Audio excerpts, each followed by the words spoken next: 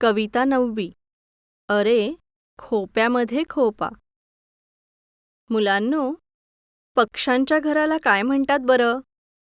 अगदी बरोबर. पक्ष्यांच्या घरांना घरटे असे म्हणतात. पक्षी आपल्याला राहण्यासाठी गवत काड्या जमवून घरटे बांधतात. असेच सुगरण नावाची पक्षीण खूप सुंदर असे घरटे बांधते. यालाच खोपा असे म्हणतात.